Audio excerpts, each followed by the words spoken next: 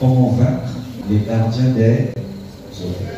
Avant que je te explique exactement comment faire pour vaincre les gardiens des hôtels, permets-moi de t'expliquer comment comprendre le fonctionnement d'une alliance et d'un hôtel.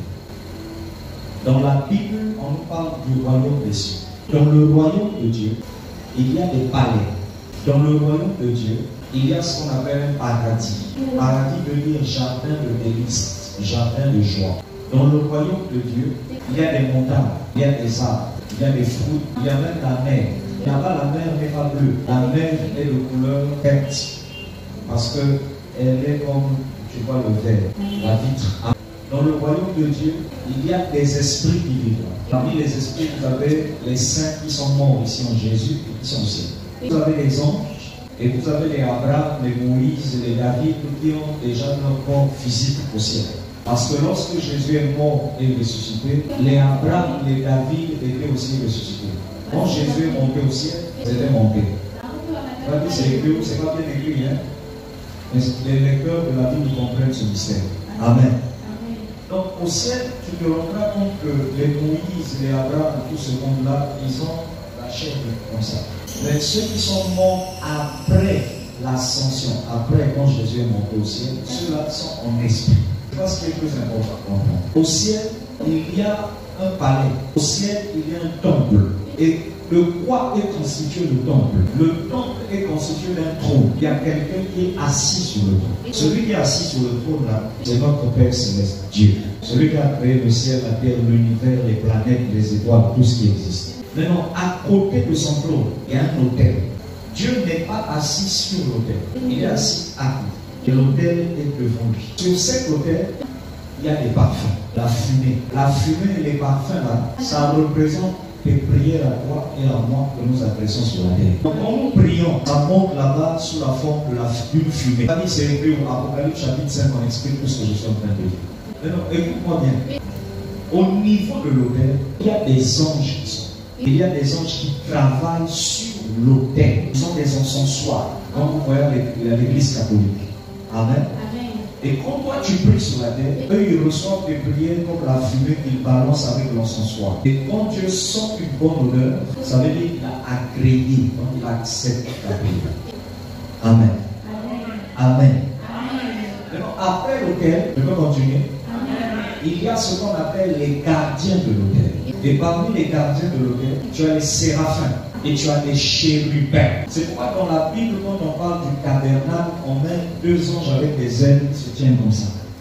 Ils sont les gardiens de l'autel. Et eux, ils sont là tous les jours. Matin, midi, soir. Ils passent leur temps en train de dire Saint, Saint, Saint et l'Éternel des armées. Après les gardiens de l'autel, tu as les 24 vieillards qui représentent ici les 12 apôtres et les 12 enfants de Jacob. Et ensuite, tu as les saints. Et après les saints qui sont au ciel, c'est-à-dire que si on meurt, on arrive au ciel, on nous appelle saints, voilà. Et on nous appelle même saints depuis la terre. Amen. Ensuite, tu as le peuple de Dieu, tu as beaucoup d'anges qui sont là dans la foule. Maintenant, suis-moi bien. Dieu domine l'univers grâce à son autorité, sa puissance, grâce à son trône et grâce à l'autel qui est devant lui. Maintenant, pourquoi je t'explique tout ça? Bien. Merci. Est-ce qu'on peut acclamer le Seigneur? Amen. Pourquoi je t'explique tout ça? C'est pour que tu comprennes le mécanisme qui se passe dans ta famille. Satan n'a rien créé sur la terre. Satan n'est pas un créateur. C'est Dieu qui est le créateur de toutes choses. Celui qui crée, c'est quelqu'un qui emmène à l'existence ce qui n'a jamais existé. Je n'ai pas entendu Amen. Alléluia. Ça va? Satan n'a fait que copier. Lui, il a fait ce que vous appelez photocopie. Photocopie veut dire copie-coller. Donc, il a pris exactement ce qu'il a vu au ciel. Parce qu'à l'époque, il était un ange qui adorait, il louait Dieu au ciel. Amen. Il a pris ce qu'il a vu au ciel et il a ramené ça sur la terre. Et en ramenant ça sur la terre, il a changé le sens même de l'adoration. Donc quand les gens adoraient dans le bon sens, lui il a emmené ça à un niveau où les gens doivent adorer lui, Lucifer. C'est pourquoi aujourd'hui vous avez des artistes, des musiciens qui signent des contrats, des alliances avec lui. Vous avez des stars musicales, vous avez des stars de cinéma. Amen.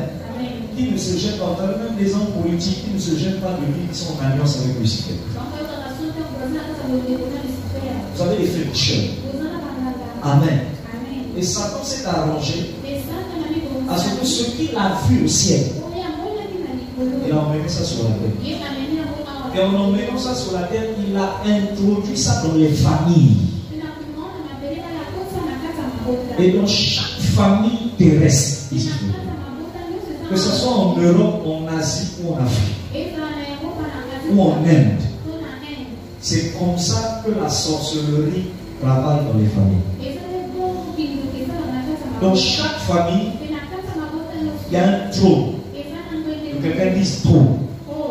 Il y a quelqu'un qui est assis sur un trône. Et celui-là, c'est vraiment le vrai chef de la famille. Souvent, le chef de la famille n'est pas le chef physique que vous voyez. Est-ce qu'on se fait comprendre? Souvent, le vrai chef, vous ne le connaissez pas. Ça peut être un petit garçon, ça peut être une femme, ça peut être un homme, ça peut être un grand-parent, ou un aïeux, un ancêtre qui est déjà décédé, mais il vit encore dans le monde obscur, dans le monde des esprits. Alléluia. Et vous avez cette personne qui est assise sur un trône. Et autour de cette personne, il y a ce qu'on appelle un hôtel de famille. L'hôtel là peut être une marmite. Regarde, après l'enseignement, si tu ne comprends toujours pas comment décrire les liens de ta famille, va chercher une autre question.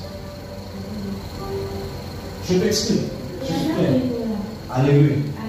Parce que je suis en train de prendre tout mon temps pour vous expliquer ça.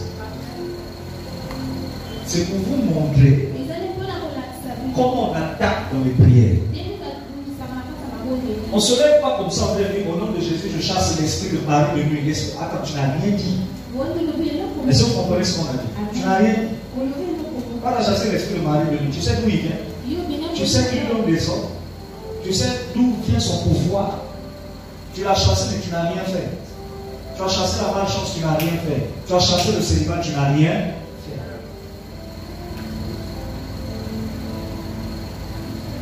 Il y a des trônes.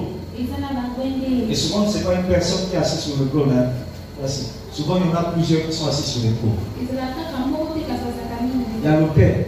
Et il y a les alliances. Il dit autel. Ça veut dire que vous avez ficelé, vous avez bâti des alliances. L'alliance, on ne croit pas ça à l'œil nu. C'est quelque chose qui se dit. Amen.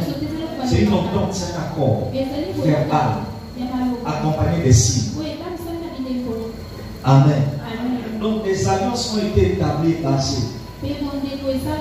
Et l'autel de votre famille, ça peut être une marmite, ça peut être la tortue, ça peut être le ventre du bois, ça peut être la carapace, la tortue, ça peut être un poisson.